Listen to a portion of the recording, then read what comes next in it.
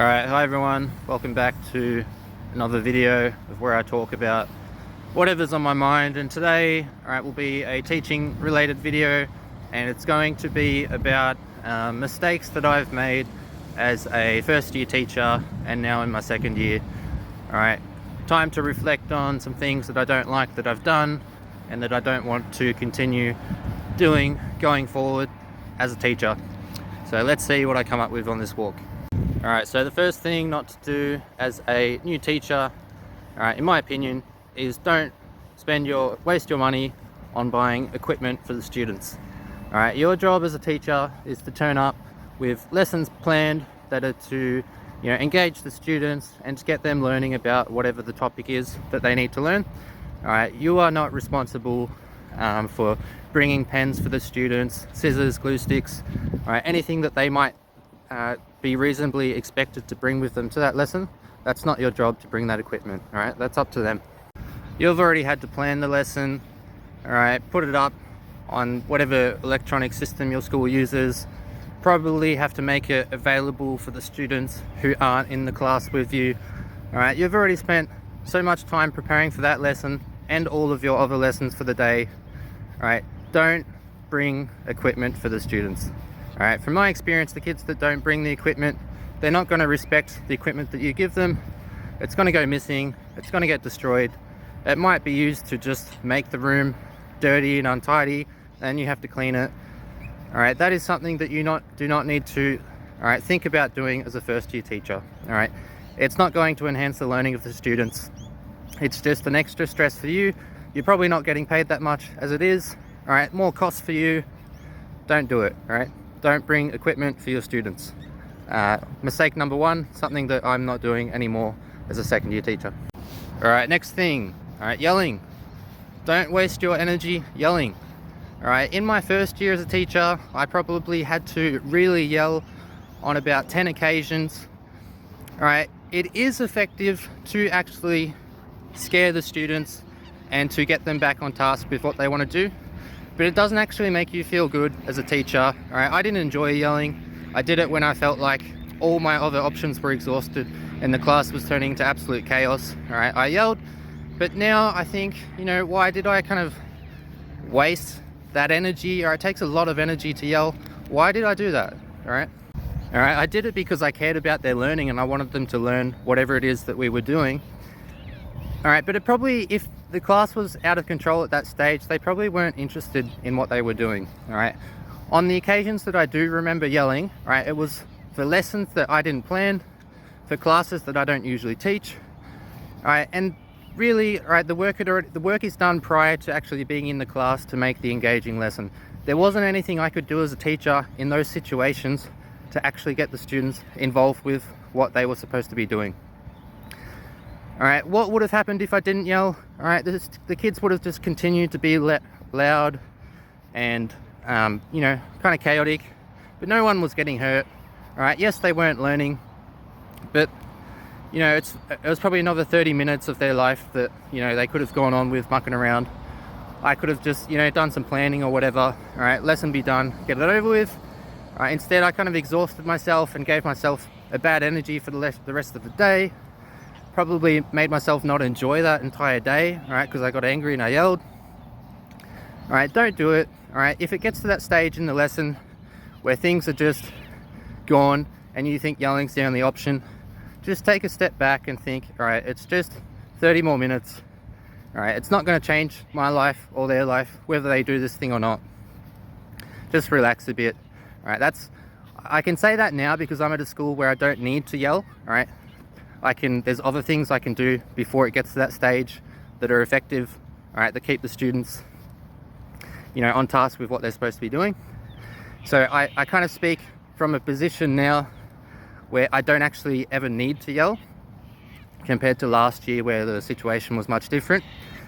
But yeah, if I was back at that previous school last year, I would not be yelling like I did last year. I would just realize when I'm defeated, the students aren't engaged, lesson's gone, out of control.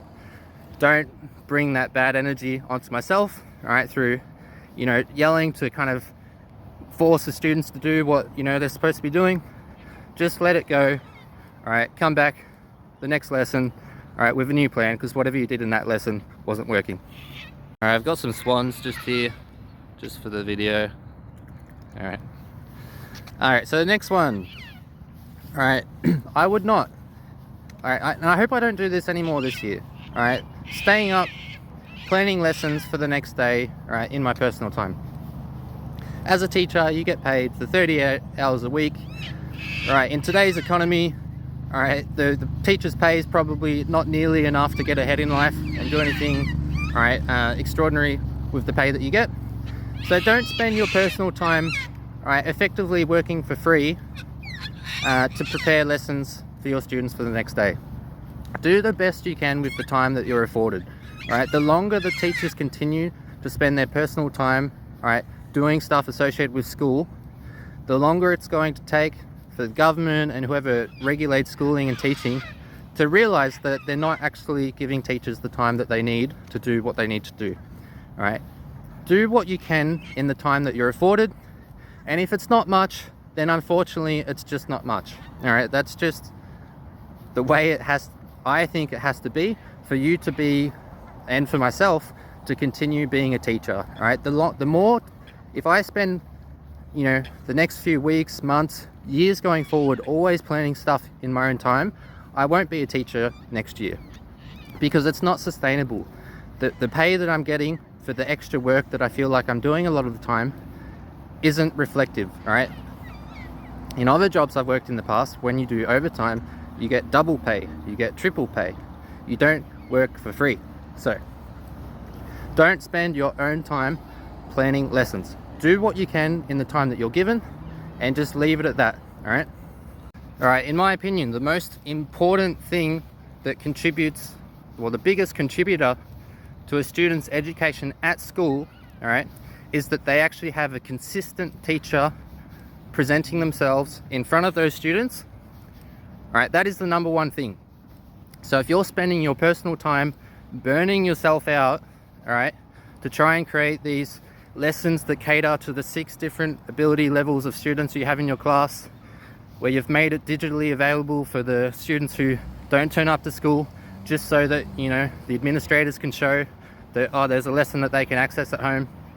If you're doing all of these other things that aren't actually associated with you being in front of the students, you're burning yourself out, all right? Because you're turning what really is the foundation of your job is to be in front of students, teaching them about whatever it is that you're an expert on, or, you know, good at if you don't consider yourself an expert yet.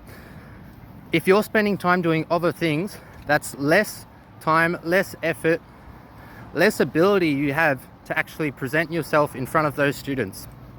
And from my short experience at schools, right, 2.5 years, and especially in that first year working in a school where I was a learning support and I went and saw a range of different teachers teach, the most important thing is that they have a consistent teacher.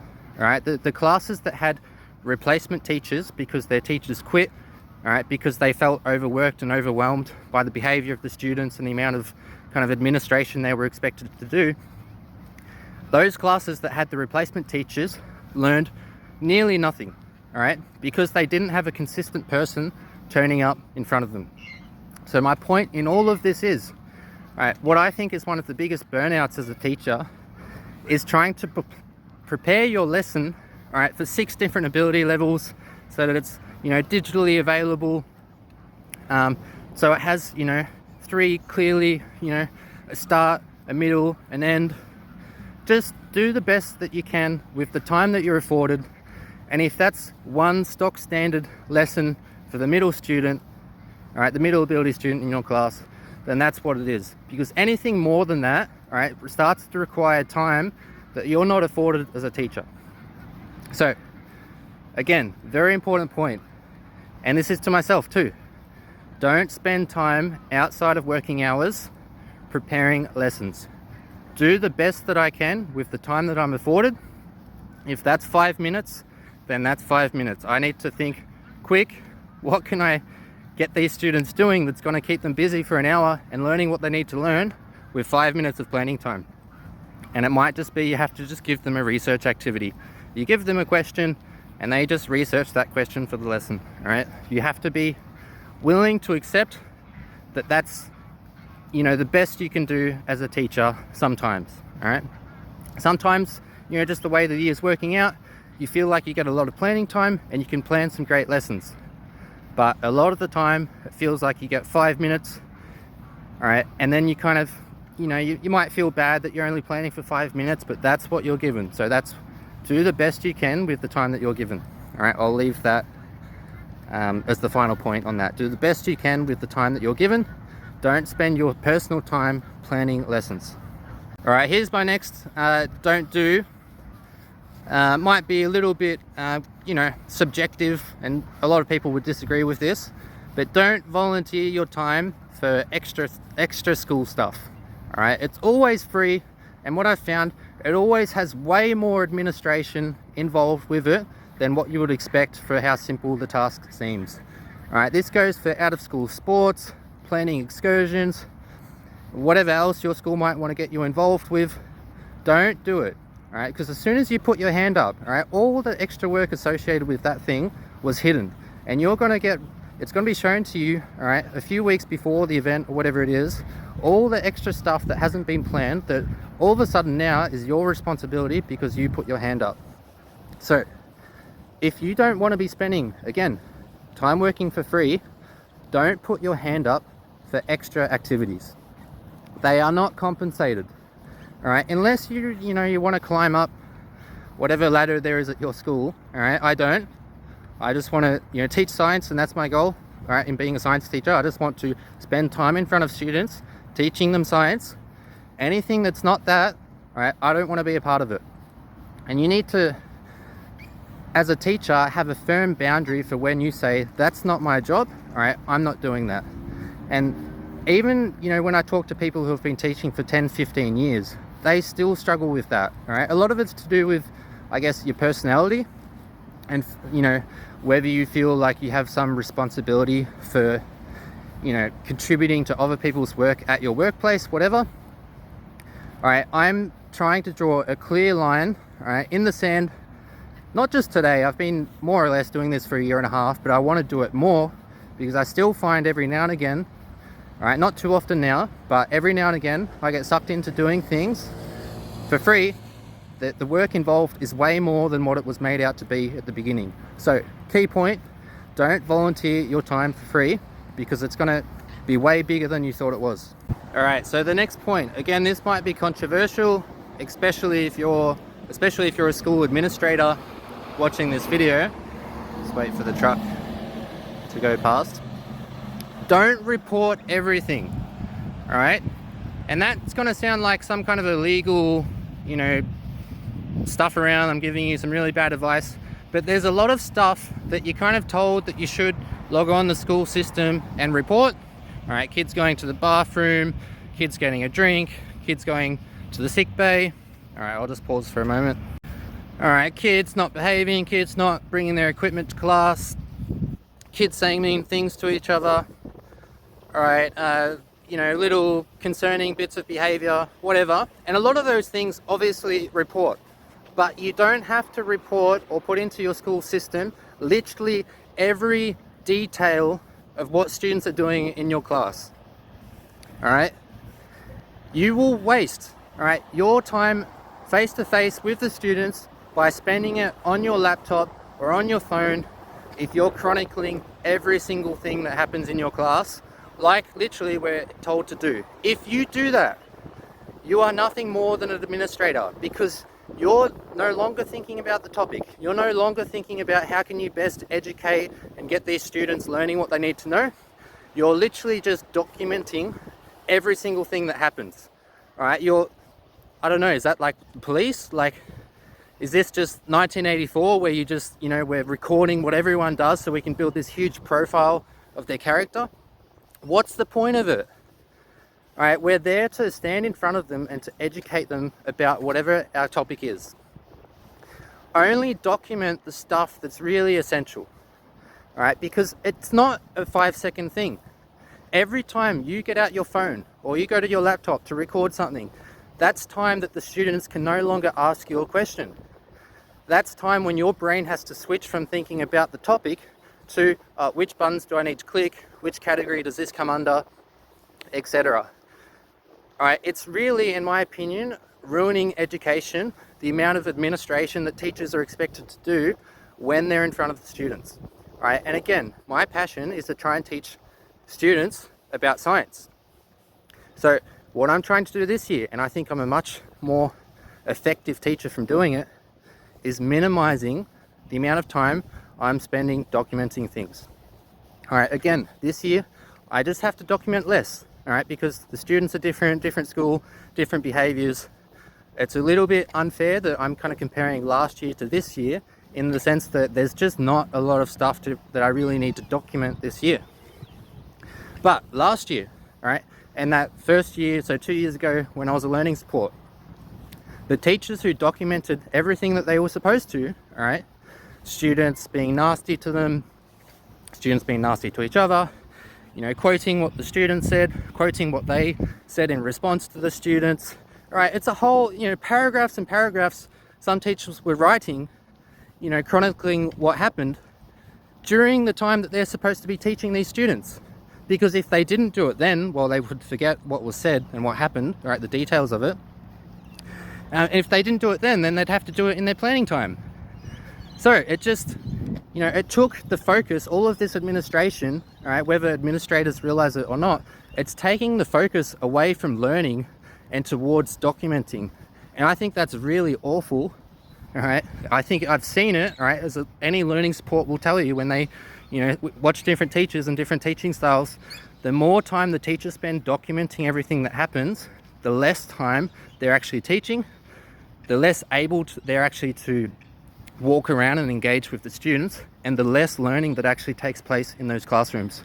So my biggest thing, all right, as a teacher going forward, is to keep to an absolute minimum, all right, the stuff that I'm documenting onto the system. All right, there's some things you have a legal obligation to document. All right, that's fine, whatever, do that. But the more documenting you're doing, all right, the less the students are able to learn. And the unfortunate thing is, at schools where they're already learning the least, that's where you have to document the most, and so they're learning even less because you're spending less time with those students. So less documenting, all right, over documenting was a problem, all right, less documenting going forward. So the next mistake not to make as a first year teacher is marking the students' work one by one. All right, so if you've got 25 students and you're marking each student's work front to back, it's the same amount of pages that you're marking, all right, if you do, all right, the front page of all the students' work, and then you do the second page, the third page, etc., till you're done. The issue with doing it students one by one is that you yourself, all right, have to read through all the questions again because you forget what they were, and then you're marking each student's work. All right, you're also flicking through the criteria at the same time, and by the time you get to the 20th student's work, you get a better gauge of, all right, how your class actually performed on that test. And you might find that the students you marked at the beginning, you marked a bit harsher or easier than the students that you marked towards the end. All right, it's really good in the sense that you get to actually know what each student knows, all right, and what they've learned or haven't learned. But it's also very slow, all right? It's much more effort for you to think about all the questions and to try and understand what the student means when they're, providing their responses.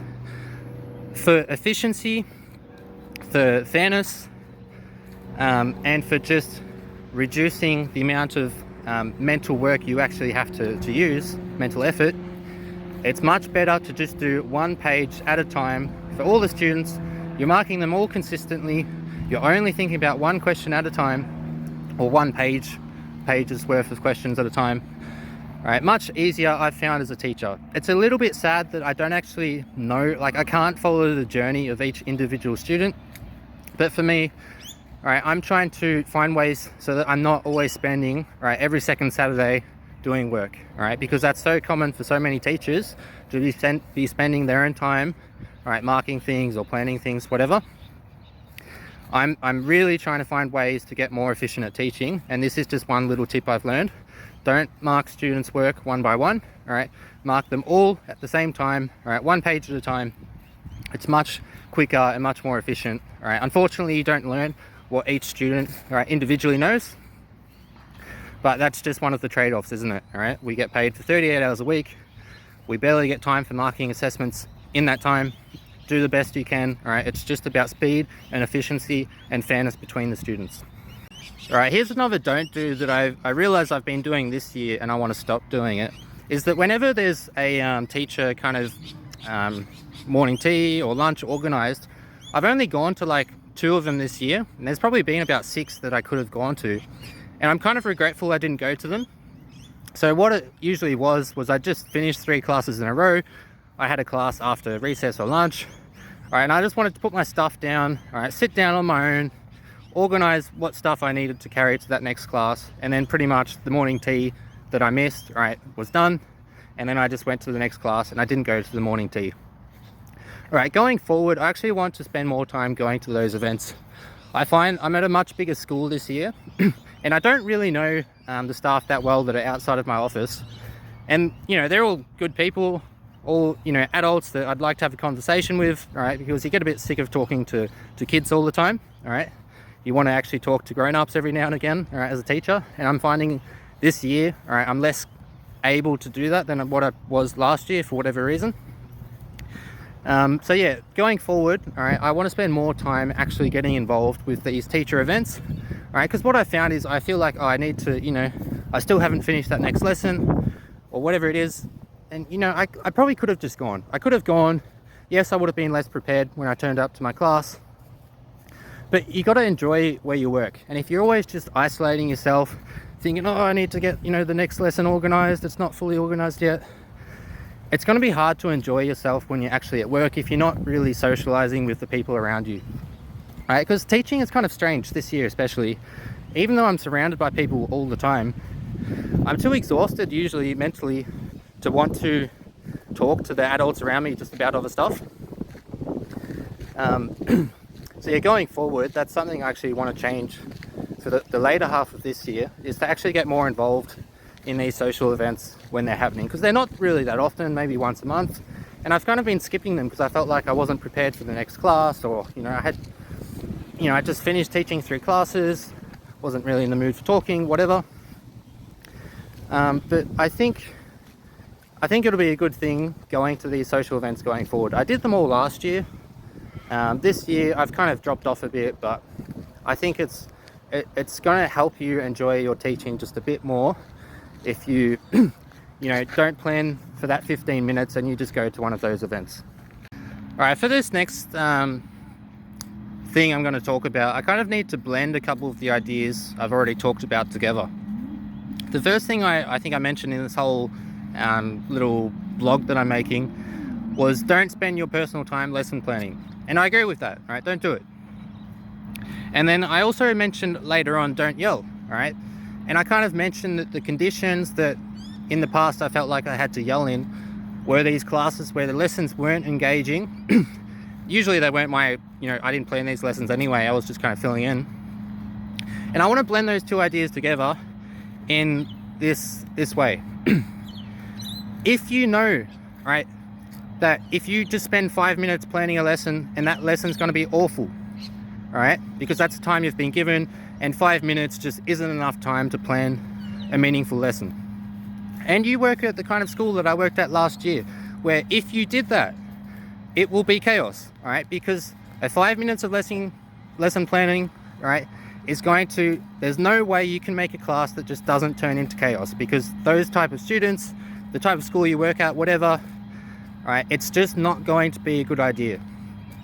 In those circumstances, all right, and this year I've done this, all right, and I think it's a good thing. Pay for products, all right. Teaching's been around for a very long time. There's so much content online. Sometimes you can find good stuff for free, all right, often you can't. And it comes down to one of two things. If you don't want a chaotic class where you can actually still enjoy yourself being a teacher, you either need to plan in your personal time And I'm saying not to do that. Or the other thing is, you just have to buy a product, all right? Because if in that 5 minutes you can't find something that's engaging, you can guarantee that there's some paid product out there, all right, that's good, and that'll get you through that lesson. But yeah, the unfortunate thing is you have to pay for it, all right, which is sad because you have to pay in order to have a job to educate students, all right? Seems crazy, but unfortunately that's kind of, you know, between a rock and a hard place. Do you spend hours of your personal time planning lessons so that, you know, you can better enjoy yourself at school? Or do you spend some of your personal money to save that personal time, right? But then you can still enjoy being a teacher at school. And what I've started to do this year, but I never did it in my first year, not until the very end of the year, is I started to just go, you know, effort, I'm not planning these lessons in my personal time. In that, you know, 15 minutes you get at the start of the day, I quickly research whatever the thing is, you know, that I need to teach on Teachers Pay Teachers or just a Google search. And I found a product for $5, $10. I bought that product. It got me through 1 or 2 lessons. All right, it did what it needed to do. It saved me planning in my personal time so I could do other things. I could go to the gym, I could go watch a movie with my girlfriend, whatever. Yeah, sometimes it's just better to buy a product. And I think in the first kind of 6 months, 9 months as a teacher, I never did that. I was so offended at the idea that I had to spend my own money to, you know, teach these students. But at the end of the year, I kind of just succumbed to it. I was sick of spending my personal time planning lessons. And to be honest, the exchange of that $6 or $10, whatever it was worth, all right, that personal time that I got back. And I could still, you know, enjoy myself being a teacher in the classrooms with those students. So the whole point of this little, you know, talk that I'm giving at this moment is that sometimes, all right, you're stuck between spending your personal time planning lessons or buying a product. All right, and I also said earlier, don't spend your money on the students, but it just, sometimes that's the choice, all right? You don't want to make that choice, but that's the choice. And I'm a firm believer in, at the moment, just spend the $5 or $10 on the product, all right? That is far cheaper of a price than hours of your personal time, all right? So, mistakes not to make as a first year teacher. I still stand by, don't spend your personal time planning, but if you feel like you can't avoid it, just buy a cheap product online, all right? It'll get you through the lesson. It'll allow you to not, you know, have your class turn into those kind of chaotic environments that I talked about if you're at a school where that, you know, can happen. It's just going to be better for you overall, and I think it's going to allow you to teach for longer, all right? You're going to be in teaching for longer because you'll find it less stressful, all right? You have to spend a little bit of your money doing it, but it will be less stressful, you'll enjoy it more, and you'll stick at it for longer, all right? Just finalizing that point about don't spend your personal time planning, right? Just buy a cheap product online. I have an example from this year where that actually helped, you know, get rid of some stress that I was feeling. So at my current school, right, they have what's called modified students. They didn't have that at my previous school, but the title of it, but they essentially had the same thing where you have to plan different lessons within your lessons, all right, for certain students. I find it an absolutely ridiculous concept and I hate it, but at the moment, all right, that's just the rules for teaching in the state that I live. All right, comes from the government, and teachers, you know, with their planning lessons, 20 lessons per week, whatever the working hours are at your school, 20 or 18.5 teaching hours per week, you probably get about 10 for planning. But when you have, you know, these modified students, you're not actually planning 18.5 hours worth of learning activities. You're planning 24 hours or 30 hours or maybe 34 or 35 hours worth of instructions because you have students in your classes that it is expected for you to plan entirely different sets of instructions and content and activities for them to engage with. All right, I think it's absolutely ridiculous, but it's the reality of teaching today. So what do you do about it? All right, I was getting stressed out. All right, I find it stressful enough planning for, you know, one ability level of student in the time that we're given. All right, I can just manage that. But when I'm expected to plan, all right, 25 hours worth of instructions, all right, because I've got some modified students that I need to plan different activities for. All right, that's stressing me out because that planning time, I don't have it, all right? That's coming out of my own time. So how did I get rid of a bit of that stress, all right? I've started buying products, all right? I find it disgusting that I have to do this, but that's the reality of teaching, that you're expected to do things in the time that you don't have, all right? Just find stuff online, buy it. It's worth being stress-free, all right, than thinking that you have to spend hours of your personal time planning lessons in addition to the lessons you're already planning. So again, if you're stuck in a situation like I think probably most teachers are, right, where you're either using your personal time to plan lessons or buying a product, buy the product, all right? It will just save you so much stress, so much time. It's a little cut out of your pay every week. Shouldn't have to happen, all right? But that's the choice that we're dealt, all right?